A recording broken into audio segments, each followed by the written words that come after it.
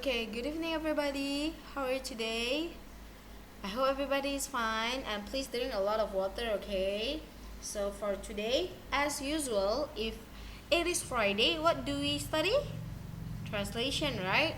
So for today, it is translation, but it is about pattern A and pattern B. Last week we studied just pattern B, right? So for today is pattern A, pattern B.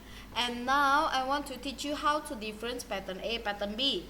Okay? So basically, pada dasarnya pattern A itu use verb 3 ini, pakai verb 3.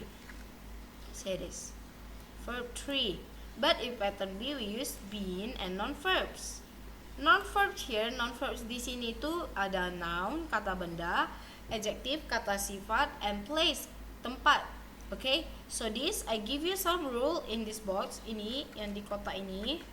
Ini tuh cara gampangnya how to difference pattern A, pattern B. Okay, so if pattern A dia tuh pakai kata kerja, use verb. Okay, and if in the question usually saya sudah bermain. You see this bermain. Okay, if the awalan is like this, the awalan can be what again? Bernyanyi,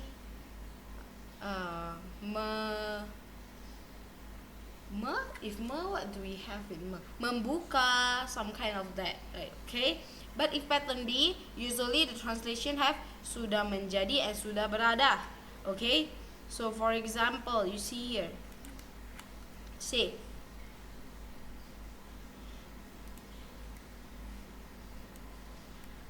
Okay, you see here number 1. And dan Alex belum menyapu. You see the menyapu here. Menyapu. Lihat menyapunya. Awalannya me kan? The awalan is me, right? So that one is pattern A. You see again number 2. Apakah ayah sudah menasehati mereka? Menasehati, have me. It is verb. So if verb, pattern A or pattern B? Pattern A. Another example, number 3. Sudah menjelaskan, men. That one pattern A or pattern B? It is verb, right? Ini kan verb. Jadi pattern A or pattern B? Pattern A. Next. Merayakan, pattern A or pattern B? Pattern A. Now number 5. Orang itu sudah menjadi seorang penipu. You see here, it already have the clue. Penipu is cheater, and then noun. Noun is non-verb, right? Noun itu kan non-verb, right? And have menjadi too. Just now we say that if have sudah menjadi, sudah berada, sudah ada, like that one is pattern B. Okay, so now let's try to do some question. Number 1. Anne and Alex, so just write Anne and Alex. Belum here is have not or has not. Now you see the subject. The subject is Anne and Alex.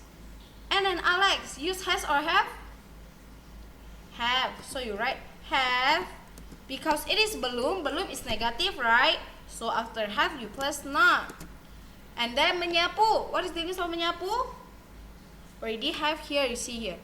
Sweep, what is the verb 3? Swept. Floor. Done. Another example, number 3. Oh no, number 2 only. Apakah ayah sudah menasehati mereka? You see where's the subject? Miss say that, Miss kan selalu bilang the subject usually after apakah. Kata setelah apakah itu biasanya subject. Okay? So you see, kata setelah apakah is what? Ayah, right? Ayah is single. I mean singular. Cuman satu. So use has or have? Has. So you write has father. Sudah. Remember, last time Miss teach you in pattern A, sudah here you don't have to see it again. Sudah di sini gak usah diartikan lagi. Just ignore it. Okay? And then directly go to menasehati, langsung ke menasehati. The English of menasehati is Advise. What is the verb 3 of advise? Just plus D, tinggal tambah D. Advise. Mereka is them. Okay? Because this is question, don't forget question mark. Okay? And later Miss will put the verb 1, verb 2, verb 3 table in the LMS. Nanti Miss taruh daftar verb 3 di LMS-nya, so you can see it from there. Now, number 5, you see here, this one is pattern B. So, what is the use of orang itu? That person. Okay, so if the question just orang itu, we use that person. But if the question is orang-orang itu, we use those people. Orang itu is just one. Orang-orang itu is more than one. Okay, so person here is just for one person itu cuma untuk kategori satu, but people is for more than one. So you see, that person, because of just one, we use has or have? Has. So you write that person has.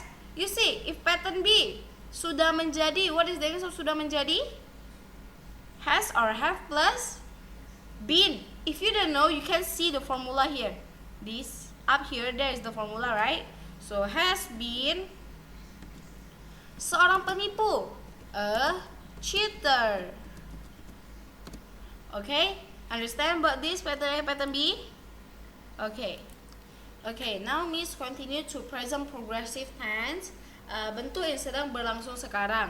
So this is, for this one, the to be is MR. So you see, there are 7 subject, right? I, you, Dewi, he, she, it. Okay, so I, we use M. Untuk I pakai M. You, Dewi, we use R.